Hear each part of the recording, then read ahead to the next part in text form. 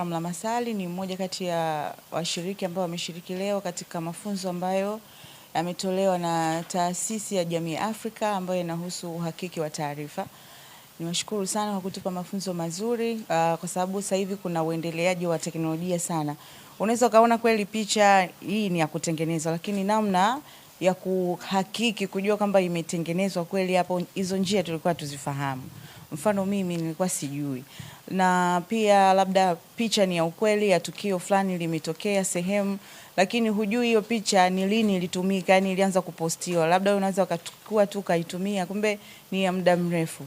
Kwa nashukuru kwa kujua hizo njia ambazo tumefundishwa namna ya kuhakiki hizo taarifa zetu. Lakini kingine ni waombe Jamii Afrika wakati mwingine mkitoa mafunzo basi mfanye walau siku 2 kwa sababu leo tumejifunza vitu vingi. Kwa hiyo vingine ni rahisi kusahau, lakini ikiwa kwa siku 2 leo mnafundishwa hivi, kesho hivi, inakuwa inapendeza zaidi. Naitwa Zaurati Rashidi, natokea Masasi, Radio Mamu FM. Kwanza kabisa nianze kwa kupongeza kwa mafunzo haya. Inawezekana tukawa tunaona ni madogo au ya muda mchache, lakini imebadilisha kwa kiasi kikubwa sana. Kwanza kongole kwenu sana. Pongezi za dhati.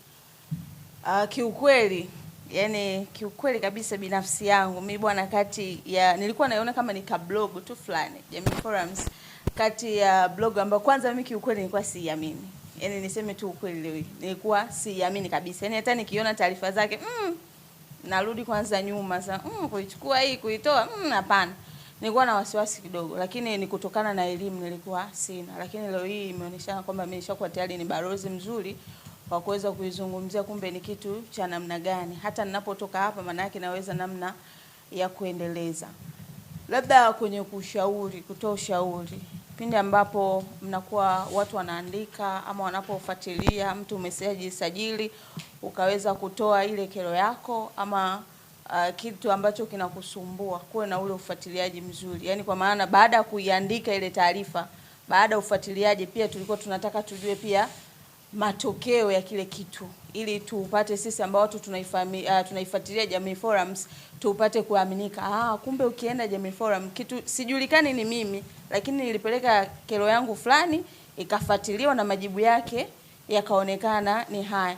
Itakuwa better zaidi. Hiyo kwanza itaongeza credit ya Jamii Forums yenyewe, watu wakaendelea kuiamini, lakini pia watu wakaendelea kuona kwamba hii ni jukwaa la sisi kupeleka changamoto zetu na zikapatiwa ufumbuzi. Lakini ikiishia kwamba watu wanapeleka changamoto lakini at the end of the day hakuna suluhisho lolote, hakuna majibu yoyote, maana yake bado hamjawa na lengo halisi hasa ambalo lilikuwepo. Naitwa Abdulaziz Mohamed Nangwalanya, ni mwandishi wa habari lakini pia ni CEO wa Prime TV. Kwa ujumla napenda kuwashukuru Jamii Afrika kupitia platform hii ya Jamii Forum ambayo tumepata mafunzo kwa ujumla kuhusiana na namna ya kuweza kuzitambua zile habari ambazo ni sio za kweli au fake. Kama tunavyofahamu ya kwamba sasa hivi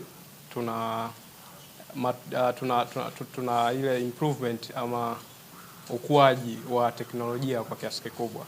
Tumeshuhudia dunia kwa ujumla ikitumia akili unde ama AI katika kufanya kazi mbalimbali. Sasa wapo ambao wanatumia hizi AI ama akili unde kwa tofauti na vile ambavyo inatarajiwa. Tunatarajia kwamba AI itakwenda kurahisisha kazi nyingi na kufanya kazi kwa ufanisi, lakini wengine wanatumia hizo AI vibaya, ambapo inapelekea kuwe na ongezeko kubwa la taarifa ambazo sio sahihi na taarifa ambazo sio rasmi. Kwa hiyo kwa mafunzo ya leo tumejifunza namna gani unaweza kutambua sasa kwamba hii taarifa ni sahihi ama sio sahihi. Lakini pia kutilia mashaka kwa taarifa ambayo unaona kabisa kwamba ina mkanganyiko fulani na kuifuatilia kwa undani uweze kufahamu ya kwamba hii taarifa ina uhalisia kiasi gani. Kwa hiyo kwa ujumla napenda kupongeza na kuwashukuru kwa hiyo. Naitwa Edward China, ni afisa program kutokea Jamii Afrika. Mafunzo haya ya uhakiki na uthibitishaji wa taarifa ni muhimu kwa sababu ili wananchi wafanye maamuzi yaliyo sahihi, wanahitaji taarifa zilizo sahihi. Na miongoni mwa watu wanaotoa hizo taarifa ni waandishi wa habari. Kwa hiyo kama waandishi wa habari watatoa taarifa zisizo sahihi au wasipokuwa na elimu ya kutosha juu ya uhakiki na uthibitishaji wa taarifa, kwa maana yake tunaenda kuiathiri jamii ambayo inakula taarifa kutoka kwa waandishi wa habari. Kwa hiyo ni vyema sasa kuhakikisha waandishi wa habari wanakuwa na skills za kutosha na tools mbalimbali za kidigitali za kuhakiki na kuthibitisha maudhui. Ukiangalia hivi sasa dunia inakwenda haraka, tuko kwenye zama za AI na unaweza kukuta pia mitaala mingi shuleni, even kwenye vyuo vya waandishi wa habari, hazina hizo kozi kwa ukubwa wake. So tunapopata opportunity kama hizi, tuna share skills, then na wao wanakuwa updated kuona ulimwengu na teknolojia inaendaje, ili watoe taarifa zilizo sahihi, wananchi waweze kufanya maamuzi yaliyo sahihi. Siku ya leo kwa upande wa kanda ya kusini tumepata waandishi 25 kutokea Mtwara na maeneo jirani ya Mtwara. Taarifa zilizo sahihi ni muhimu kwa wananchi ili wafanye maamuzi yaliyo sahihi. Mfano, mtu anapopata taarifa zilizo sahihi kuhusu masuala ya afya, jambo ambalo ni sensitive, ina maana yeye kiafya inaweza kumuathiri. Tumekuwa tukisikia dhana mbalimbali, mfano wanawake wajawazito wasile mayai kwa sababu watoto watatoka na vichwa vikubwa au na vipara, wajawazito wasinywe maji ya baridi kwa sababu watajifungua watoto wenye kikohozi na vitu kama hivyo. Kwa hiyo unakuta kwa mfano kwenye issue ya mayai, ni issue ambayo mayai yana mchango mkubwa sana kwa mama mjamzito. Kwa hiyo anapokosa hivi virutubisho, maana yake kama mzazi na kiumbe kilicho tumboni kinaenda kuathirika kwa namna moja ama nyingine. Kwa sababu gani? Kwa kukosa tu taarifa iliyo sahihi. Lakini pia kwenye issue za uchaguzi na nyingine zote, ili watu wachague kiongozi aliye sahihi, anahitaji taarifa zilizo sahihi. Mtu anaweza kuchagua kiongozi ambaye si sahihi